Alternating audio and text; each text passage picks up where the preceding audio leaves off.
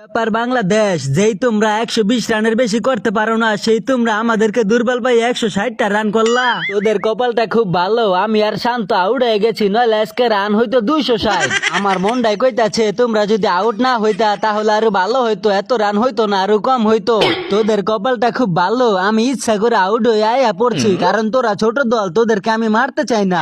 আমরা ছোট দল নাকি তোমরা ছোট দল? তোমাদের যে আউট হওয়ার ধরন দেখা তো মনে হয় তোমরাই ছোট দল।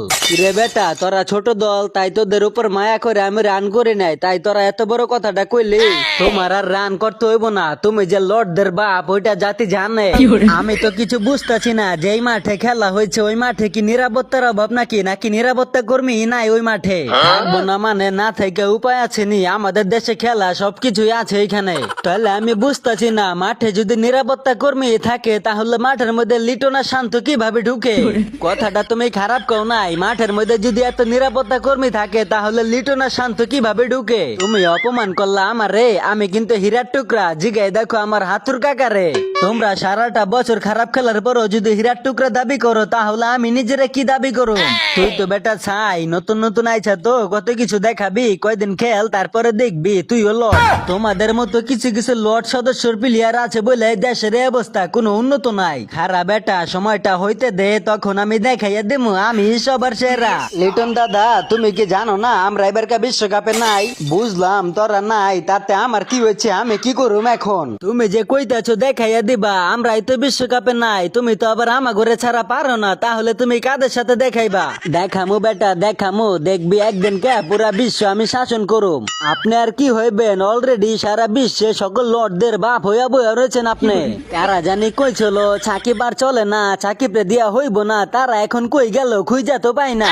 ভাই ভারত থেকে সেবাগ কইছিল আপনারা নাকি আর চলে না, আপনার এখন অবসর নেওয়া উচিত, এমন বাজে খেলা না খেলা। আরে বেটা, আমি যদি ইন্ডিয়ার হইতাম তাহলে ওর মতো সেবাগ আমার পূজা করতো, এখন ফাপ্পন নিতাছে। ওই শালায় জীবনে কার কটা চুল ছিঁড়ছে এটাই বুঝি না, আবার ও বলে আপনারা নাকি চলে না। মুরক্ষর কথা বাদ দে, মুরক্ষদের থেকে মুরক্ষ মার্কা কথা ছাড়া আর কিছুই আশা করা যায় না। যাক ভাই, ফর্মে ফিরে আইছেন, ভালো লাগলো। আপনি ফর্মে না থাকলে দলটারে কেমন যেন অচেনা অচেনা লাগে। তোমরা কিন্তু ভুলা যাইও না, আমরা 25 রানে জিতছি, তার মধ্যে আমার আর আমার বন্ধু লিটনের 2টা রান আছে মহামূল্যবান। ম্যাচের মূল নায়কই হইলে তুই আর লিটন বেটা, তোর আউট না হইলে আজকে 160 রান কোনোভাবেই হইতো না।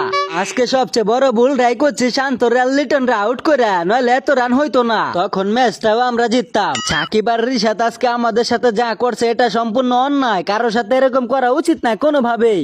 অন্যায় মানে তোমরা কি চাও বাংলাদেশ তোমাদেরকে ম্যাচটা জিতাই দিব নাকি ইচ্ছা করে ঠইকা? সাকিব আর রিশাদ যদি আজকে শান্ত আর লিটনের মতো একটু হৃদয়বান হইতো তাহলে ম্যাচটা আমরাই জিততাম ভাই। তোমরা ম্যাচটা জিতলে তখন তো বাংলাদেশ বাদ পড়ে যাইতো। পরবা বাংলাদেশ, তোমরাও বাদ পড়বা, আর একটু সবুর করো, তোমরাও বাদ পড়ে যাবে আমাদের মতো। দূর বেটা, আমাদের কাছে তো তোদেরকে কোনো দলই মনে হয় না, তোদেরকে মনে হয় ছিড়াতে না ব্যবহার করে ফালাইয়া দেয়। একটা ম্যাচে তো জিতছো, এত লাভানের কিছু নাই, এখনো অনেক কিছু বাকি, আবারও দেখা হইব না সামনে। তোদেরকে চ্যাম্পিয়ন্স ট্রফি থেকে বাদ করছি আমরা, তোদের দেশে নিদাস ট্রফি হয়েছিল সেখান থেকেও তোদেরকে বাদ করছি আমরা, আবার এবারকার বিশ্বকাপ থেকেও বাদ হওয়ার লাইন গার্ড করে দিলাম আমরা। এখন বল আর কি চাস তোরা? আমরা চাই আপনারাও বাদ হইয়া দেশে চলে আসেন, তারপরে মিলা ঝিল্লা অন্য দেশের খেলা দেখি টিভিতে বইয়া বইয়া।